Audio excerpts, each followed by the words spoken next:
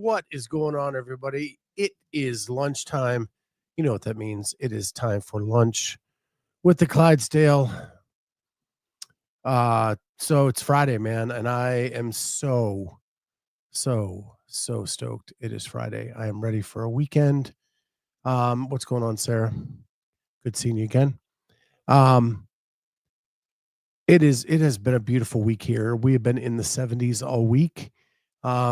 Which means I've been trying to clean out my garage. I have been trying to clean up my yard, do all that stuff. But like a week ago, we had this storm that came out of the south, and it brought all this dust up to us here in Columbus, and it just dumped dust everywhere. Like my garbage cans are covered in dust. My car was covered in dust.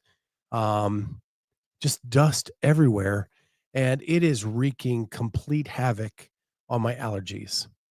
Complete havoc. It is making it so it's harder to sleep at night. I'm lightheaded today. We're supposed to get rain tonight, so I'm hoping like that'll wash away some of this stuff. We washed the car earlier this week to get it off of that. I don't know.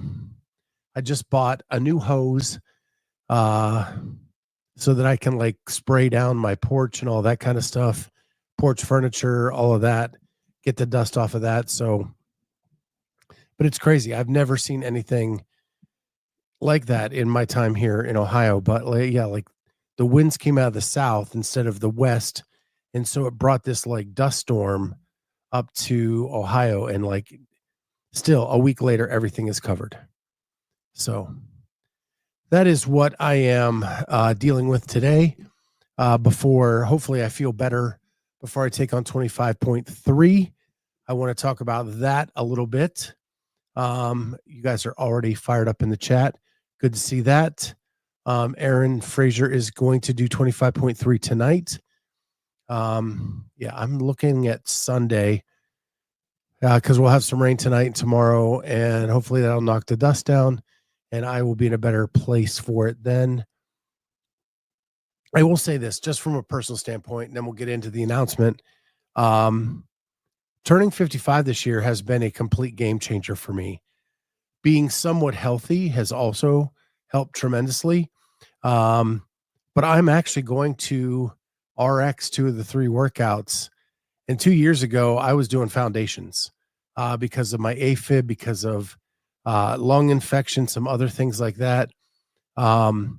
This year, I'm going to actually RX 2 of the 3 workouts. The workout announced yesterday. I am able to RX that. So that's going to be, the wall walks are not going to be fun. They're not going to be great, but I can do them. And yeah, the weights are nothing on the barbell. The row is the row.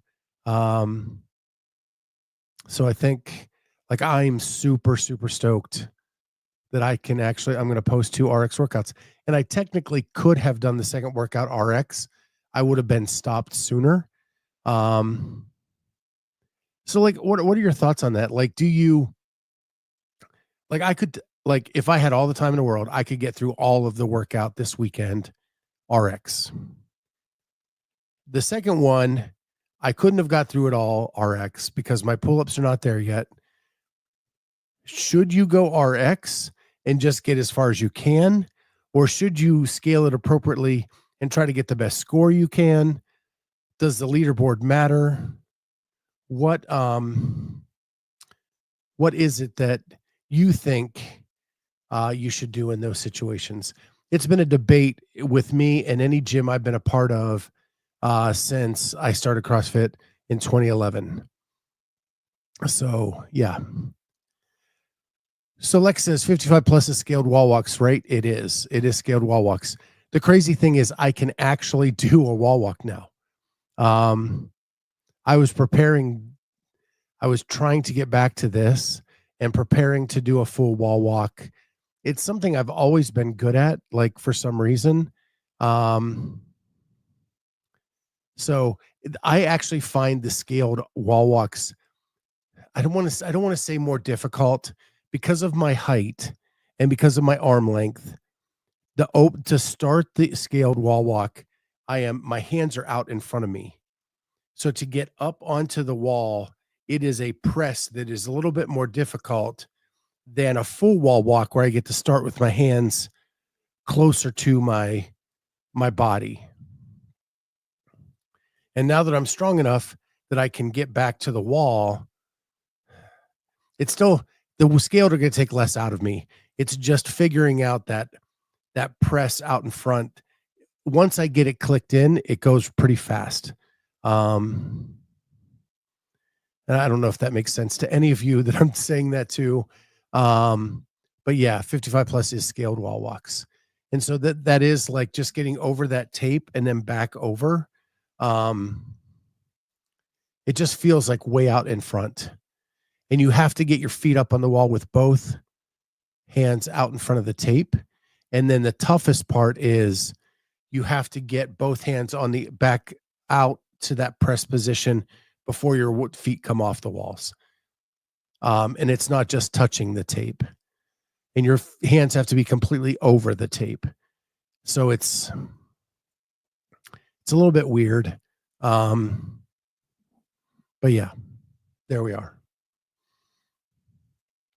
Sarah says, I think moving up to any RX after doing scaled or foundations is a big deal. So I think I would try to do RX. So that makes perfect sense. So last week's workout, in 2022, I did that one foundations. So I actually moved up to scaled, and I got as far with a faster time scaled than I did foundation. So I moved up a level, and I was very proud of that. So the fact that now I can move up into it, I'm just pumped. I'm like, and I am sitting at 16%. When I last did the open in 23, I finished at 12%. So I'm 4% higher than I was then. And hopefully with doing this one RX, I can move up even more. Which would be awesome. It'd be cool to like move up a level. I think you have if you have the time and it matters to you, you should do it both ways. The open isn't about getting a great workout in. It's about testing yourself to see where you are. Lex says, are you going to Polaris to do it? Does Julie go to support and watch? Get out of the house a bit. We do go to Polaris to do it. My membership there is actually on hold, but they are letting me do the open workouts there on Sundays at Open Gym, and Julie goes to cheer me on, and she actually judges me. Julie did CrossFit for years before her knees just wouldn't let her do it anymore. So yeah, we'll do it at Polaris on Sunday for sure.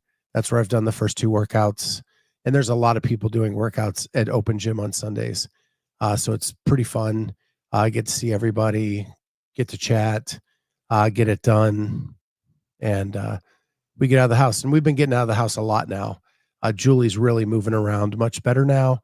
The weather has broke this week, and we are taking Walter out, getting him out of the house, which is probably the most important thing to get that energy out. So we have that. How is she doing? She's doing great. Literally, like, the funny thing is she doesn't see it in herself, but like everybody around her, she was walking hunched over with a cane before the surgery. She is now walking erect again. She can actually walk around without the cane for periods of time. If it's a longer walk, she needs the cane a little bit. And the second surgery is scheduled for May 6th. So she'll have that completely rehabbed, get that one in good shape, and then get the other bad knee fixed. So yeah, super pumped about all that with her. She's doing awesome. Actually talked to my boss today to get my projects worked around when her next surgery is, so I don't have to worry about anything at work at that time. And yeah, so yeah. Uh, do you go watch Friday Night Lights, or do they do it set? They do Friday Night Lights now. With the new ownership, it has become way more of a community-based gym, and that's not a dig on Christy and Patrick. Um, they use classes. They did a Friday Night Lights, but it wasn't the same as they're doing now. They actually have turned it into an intramural competition, um, where they have like, I think 6 teams or 7 teams that compete every week. They do like the dress up things. I bet you they have 100+ members signed up for the Open this year. So they've done a really nice job with it. I have not made it to a Friday Night Lights, just because we've been busy with some other things with people around here. So yeah. Thank you, Modingo. Celebrate my guy. You're doing an amazing job doing the fitness. Yeah, I'm surprising myself. I've been very happy with how this year's Open is gone, and it has made me excited to keep moving forward with my fitness. Aaron Fraser says another good one for Carolyn, question mark. The one, like, I've watched Carolyn a lot over the years. I don't know how her wall walks are, but I think everything else is pretty good. She is not a tall athlete, so the rower is, but the rower has kind of been, it's only 2 parts of this workout. It should be fine. I'm on a flight heading back to Toronto. I will do it for the first time tomorrow with my gym. They do it Saturdays. Cool.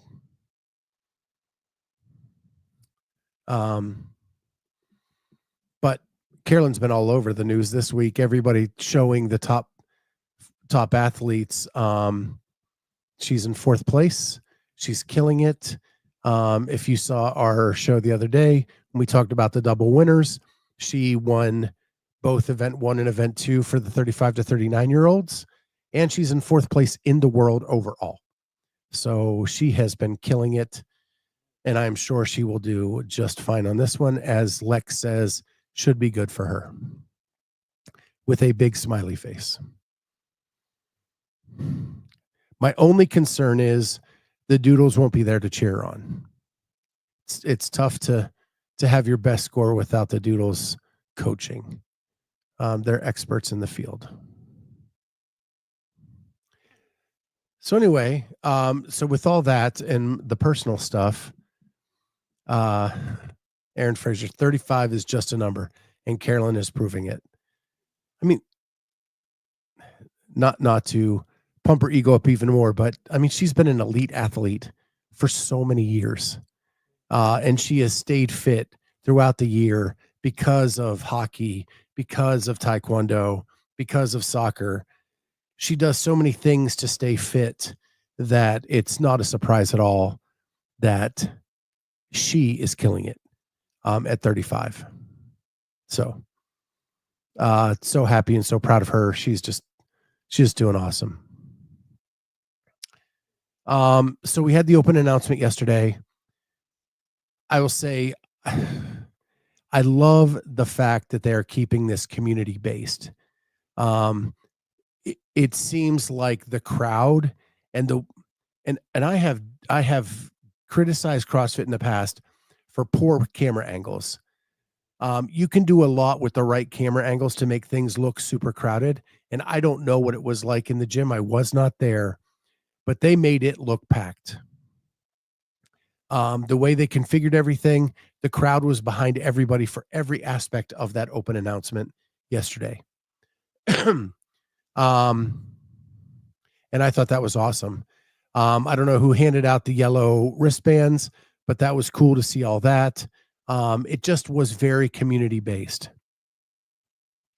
The other thing I will say is, when it was announced that it was going to be Dallin, Jason, and James, I thought, maybe these guys are getting overused, but they were great. They were so good, talking smack, talking back and forth to each other, even pumping each other up at the same time. I thought that was great, and it was a great race from beginning to end. Tyson Bagent. Of course, I'm a Bears fan. He's a Bears quarterback. He was great. And the fact that he had the cojones to go up against three elite CrossFit athletes in an event that they were going to be very strong in, and to finish that workout in that crowd, uh, kudos to him. But what I loved most is the way he's very much like his dad in the fact that he has that wrestling promo attitude with things, about like he's going up against these chumps and these, like, it was very Hulk Hogan, very like, let's go, let's get this done. Like it was awesome. And so when he was reading the workout, it came across that way. He has that showmanship that he gets from his dad. I thought it was cool that they added his dad to the broadcast crew to kind of talk about how proud he was of his son, but he knows enough about CrossFit as an affiliate owner and a former announcer at the games that he was able to talk about the other athletes as well. And I thought he brought a lot of energy to the overall announcement. The other thing I really, really dug, Corey says they have nailed all three of these announcements. The media team deserves some serious praise. They do. That would be my one criticism as well, Lex. They think they should have brought Justin, and then they could have done the punishment for the workout immediately following.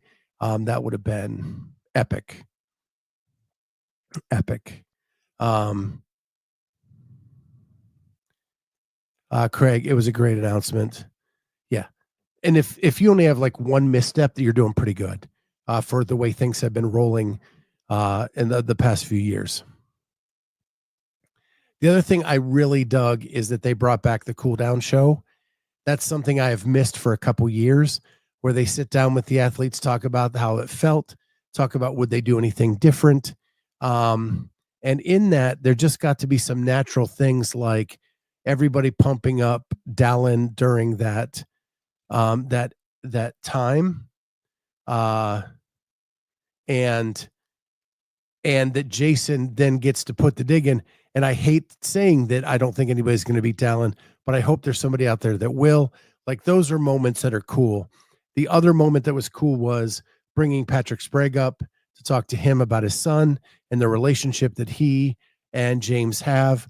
I've known Patrick way longer than I've known James, being a part of like the Masters community early on. I got to know Patrick years ago, and the fact to see him and now his son doing so well, that was really cool for me to see him be brought up and to talk about that. And I thought it was a cool moment seeing the relationship that they've built through CrossFit, and to be able to tell the story that it saved their lives. As someone who had his life saved by CrossFit, that really spoke to me and made me tear up, and I love that moment. So,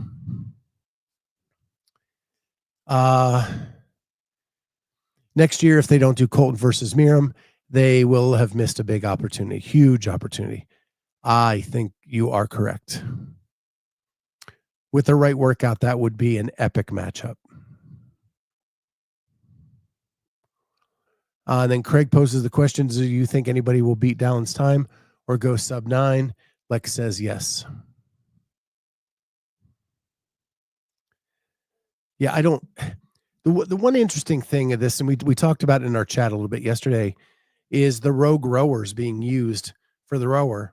I've never got to sit on a rogue echo rower. Is that what they're calling it?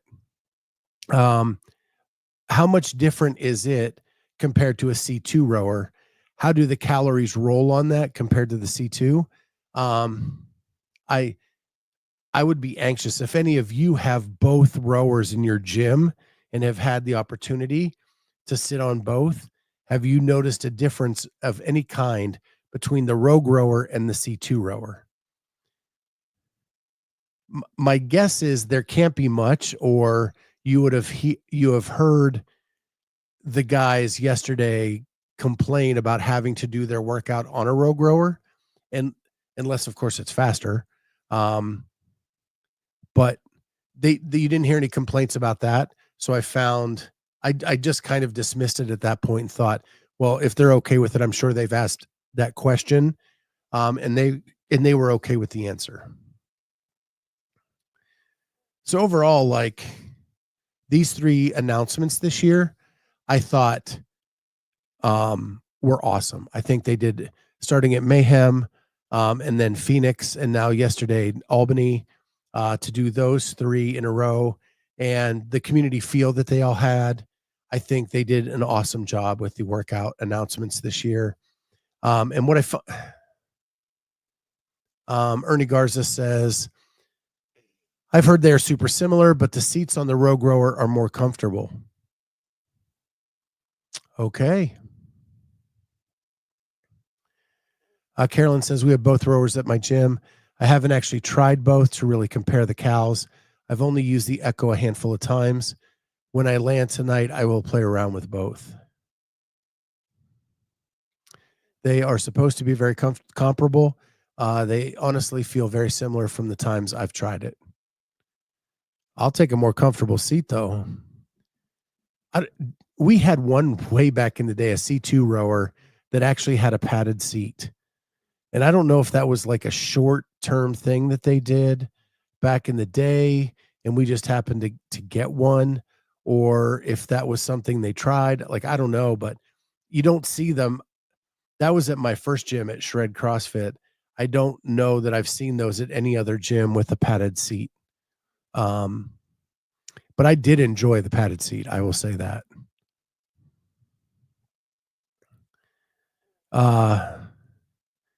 Corey said they're designed to be exactly the same in how they calculate calories.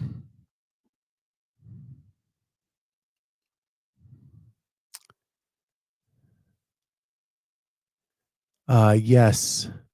A peel and stick pad. This was not a peel and stick pad. This was actually like a formed piece of plastic with the cushion down in it. And it was sweet. It was super sweet. It was not peel and stick.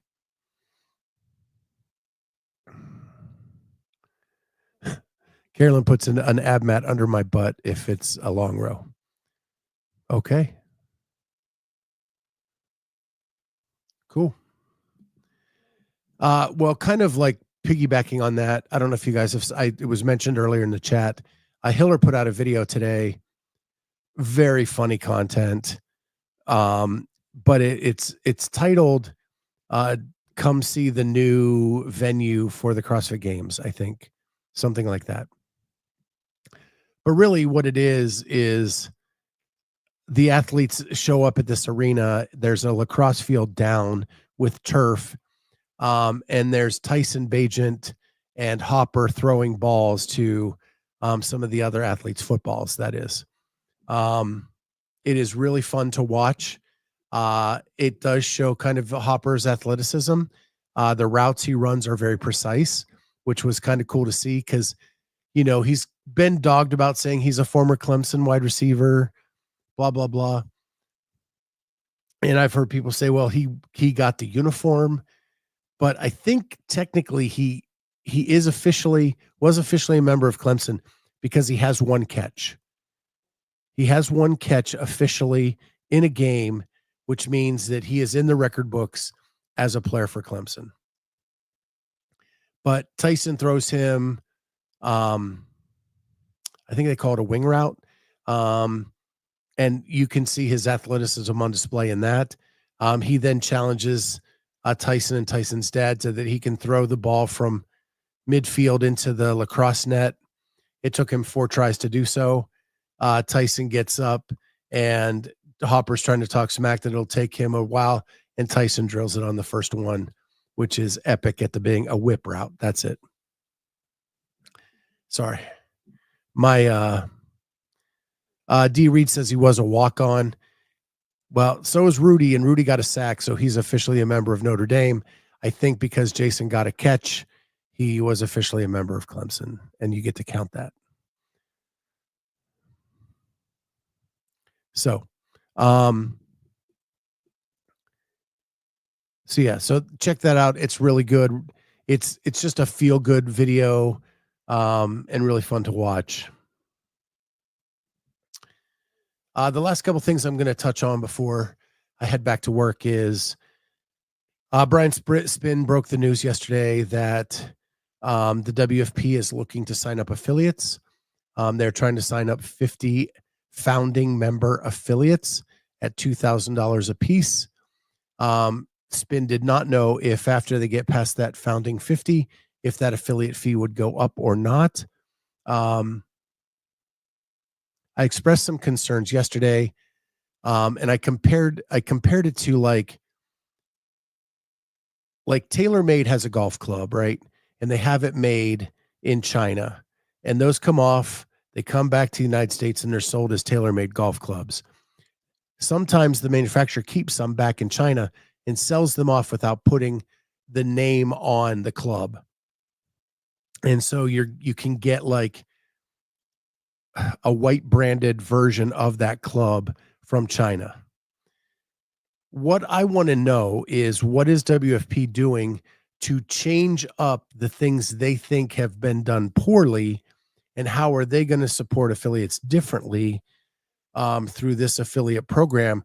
Or is it just slapping this on and taking people on because they're upset with what CrossFit has done? I think that is where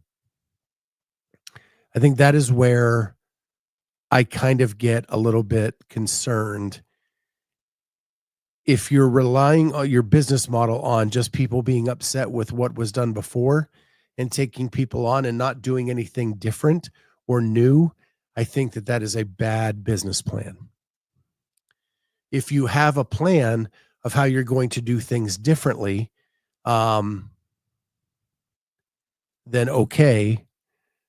But are you still basing it on the methodology of what CrossFit was built on? I'm reserving judgment at this point, because I don't know enough.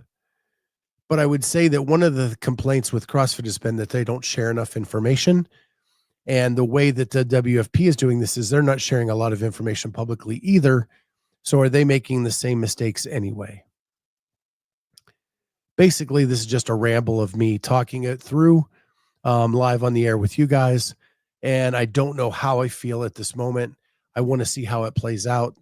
But it just seems peculiar that you would kind of run in the same business route as your competitor. I don't know. We'll see. We haven't even seen an event from them yet. We haven't even seen anything tangible or viewable from them to see what things are going on. And hopefully we'll get to do that. I applied for media credentials yesterday through their portal for their first tour event, and we're supposed to hear back by Monday. They did send out an email to media members yesterday, and it looked like it was just a mass email to a lot of media members, encouraging them to sign up to be with the media team, or to get media credentials and come view the first one in Indianapolis. So now we are starting to get communication from them, and it's going to be interesting to see how that kind of plays out going forward.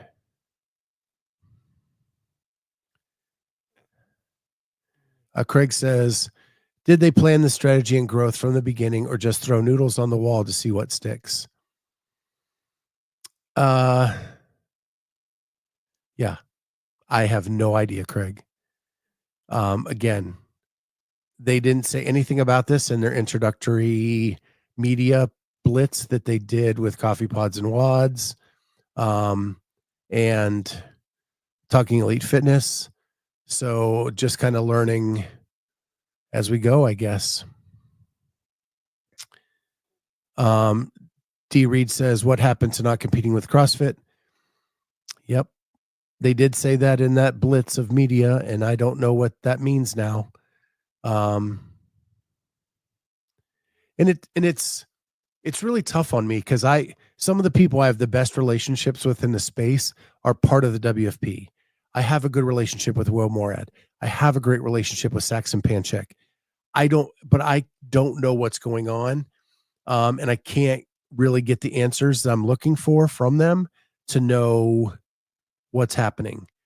Some of this stuff seems very out of character from what I know of them. And I know Saxon way better than I know Will. Saxon used to work out at my old gym. Saxon lives here in Ohio. I've been to Saxon's gym. I've known him for years. I met him in 2016 as he was just coming up as an athlete, and I know him very well. This seems very out of character for him, and it's very confusing to me as to what's going on. Corey said that Savon tried to get Will on the show, hasn't responded. I have asked Will on the show here as well. He did respond. He just didn't answer that question. So every time I have messaged Will or sent him a text, I have gotten a response. It's just not always the one I want, but he has responded to me. My only beef with the WFP is when I send to the media team and the email I was provided from Will, that's where I was not getting responses. But Will has been awesome to respond. And I have texted Saxon, and I have texted Saxon, and I have not been responded to there. So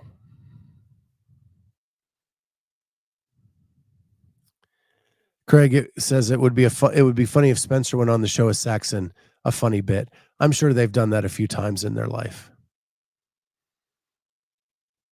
But what's to me, they don't even look the same. I don't know if it's just because I've been around them enough. And the way they do workouts is so different.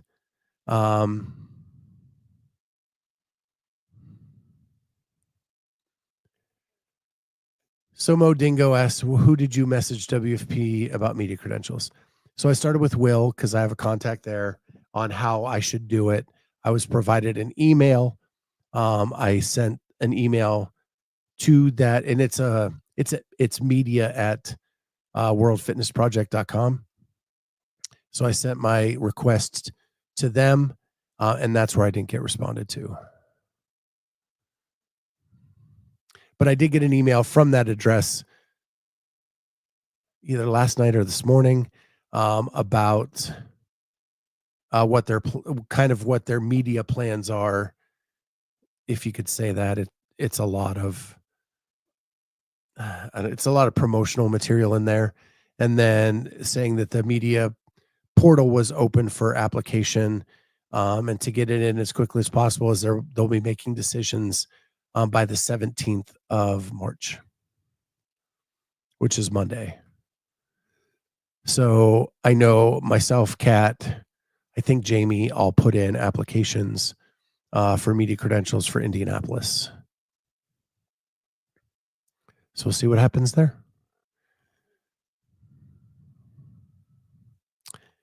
The last thing I'm going to leave you with is not CrossFit related. And that is, I have been all about NFL free agency. It's funny, every morning when I wake up, my first 2 hours of my day are all other sports other than CrossFit, just to kind of clean the slate, get my mind on other things. And I'm a huge NFL fan, and I've been following the free agency buzz for the last week and a half. What is going on with Aaron Rodgers and the Steelers and the Giants and whoever else he's courting? Being a Bears fan, I've never liked Aaron Rodgers, even though he proclaims he owns us. I just have never, ever cared for him just because he was the team we hated.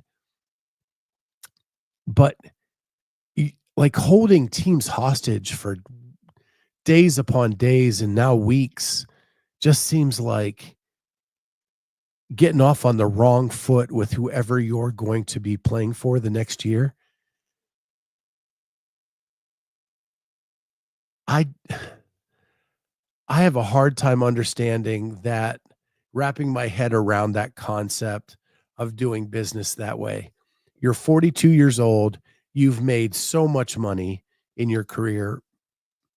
What are you negotiating at this point? What are you trying to achieve? I just find it baffling that this has gone on so long. And one of the two teams who do not get him are going to be screwed. I mean, they're going to end up with someone not even as good as Tyson Bagent as their quarterback at this point, because even the backups are signing elsewhere at this point. And so it'll be impossible even to get a backup quarterback to come in there and compete for the job, let alone anything else. But just wanted to end on that note. It just makes me head scratch, wondering what the hell is going on there.